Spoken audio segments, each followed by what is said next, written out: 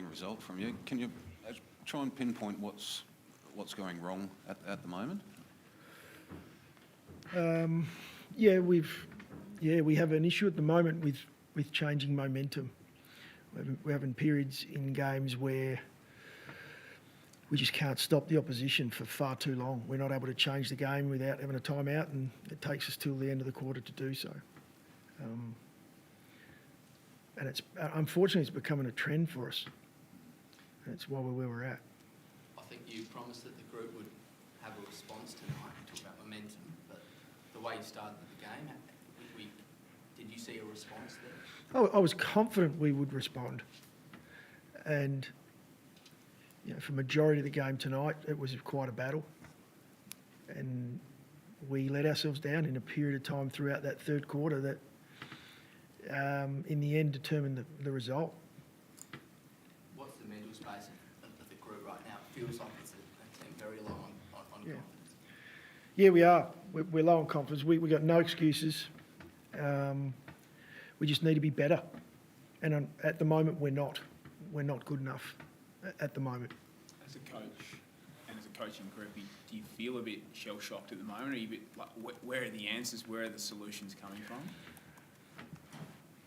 I mean, the answers are sitting there in how do we right the ship in moments of, I guess it's rough seas if we're going to use the term. It's when we're under pressure, how can we change the game? Because we're playing patches of football where, okay, we're in the game and then we just let ourselves down. There's too many games at the moment where we're getting beaten and, they're close in the end, but we're not getting the result. And that doesn't matter if we're playing the top of the table or the bottom of the table. We're seeing the same trend. And so we have to be better than that. But in fairness, Matthew, should you be in a position where you need to change the game against a team that's won one game all year? Should you not be setting the tone? And that's where I come back. We've got to be better. We're not, at the moment, we don't have excuses. We're not good enough at this point. You mentioned it, it can be a really quick turnaround from having great belief. We go back 3 weeks and we're playing a game that most are looking at and saying, hey, this team's got some confidence, so it can come and go so quickly. And at the moment, we don't have any right at this point.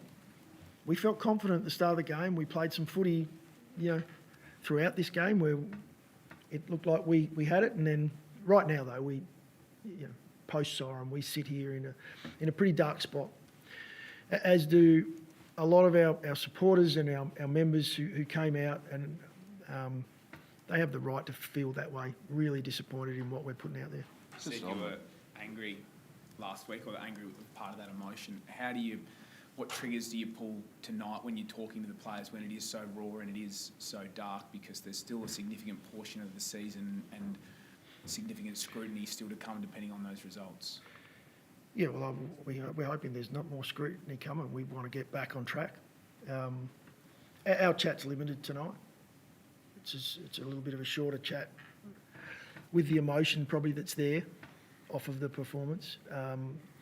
But there'll be no shortage of conversation that starts first thing when we get an opportunity to come back together and get ourselves ready for next week. Who does it start with? Does it start with your veterans? And there was, you obviously dropped Riley O'Brien, and there was talk around whether Brodie Smith would keep his place.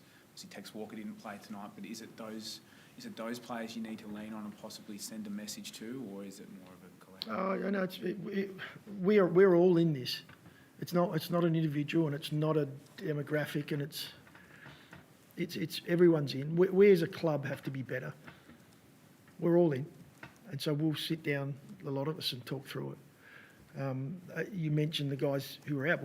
Kieran Strachan came in tonight, and unfortunately for him, had some groin soreness. Up until that point, I thought he had a great impact on the game of footy, and unfortunate for a guy who's been given his opportunity for the body to let him down. And at that point, we had to end up subbing him out. But Billy Dowling, I thought, had his moments in the game as well.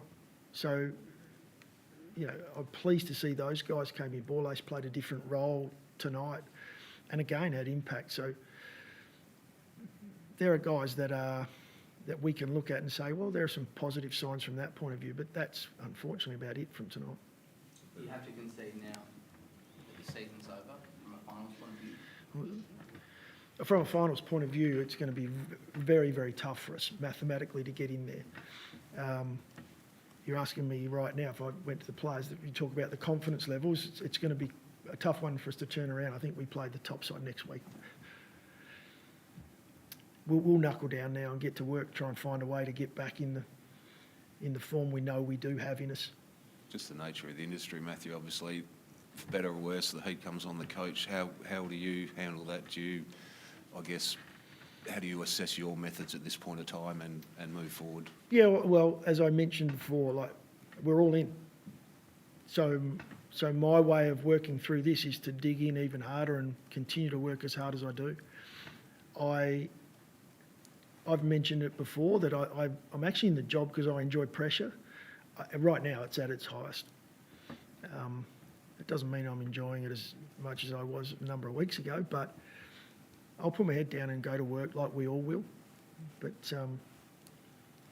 yeah, that's what, as a club, that's what we need to do, find a way back.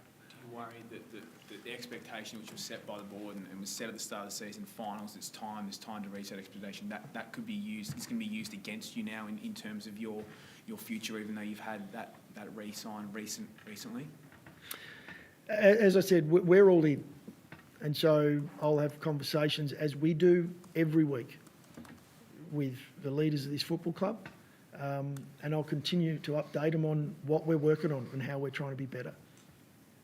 How's Josh Richelli travelling from a football perspective and just in terms of his form at the moment? Again, I don't want to talk about too many individuals, but I actually thought Josh had a reasonably strong night tonight. I'm obviously going to have to review it a bit more, but I was pleased with how he went about it. But I don't think tonight's a night to go into individual performances. I'm happy to talk about Billy Dowling and, you know, a kid who's debuting and the excitement of that for him and his family and for our team. But yeah, I'd rather not go into. Do you feel like the players are still responding to what you're asking them for? Yeah, well, we're still tight and working through what we want to do. It's pretty clear on a Monday when we look back on the game what it is we need to be better at. It's probably the most frustrating part about it all is we actually have an understanding of it. It's just the ability to now get back to where we know we can be. But yeah, the connection's strong as it has been right throughout the year. So did you overperform last year or did you underperform? At this point in time, I think we're out of form. We're out of form. I would say I'm mindful of looking at our results over the last 2 months because I've felt like, yeah, we have played some really strong football through that period. But if you look at the results, we've had a draw and we've had a number of losses by less than a kick. And if you are looking at win-loss, we haven't performed where we need to. And we acknowledge that and we have to be better. But I don't want to compare it to last year. What do you say to the fans right now who are going home and are clearly going to be venting their frustrations on radio and social media and things like that? I completely understand how they feel, and we sit in the same boat. We are frustrated. We're disappointed in what we're putting out there, and I ask them just to stick by us. It's a tough time at the moment, but stick by us. I know you don't want to talk about individuals, but Max Michaelani was a standout tonight. So you're going to ask me what? Well, a good one, a good standout. I like Paul. Oh, Max is a outstanding young man. Strong footballer, and he does everything he possibly can for his teammates. Do you have enough Maxes? Are you still confident that this list is...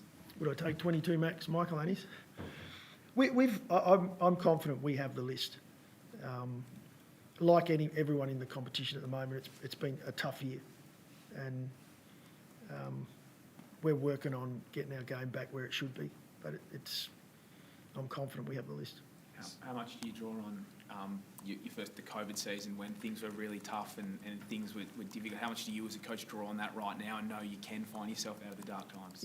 Yeah. Look, my experience tells me, and I mentioned it before, my experience tells me that when it gets tough, just put your head down and go to work.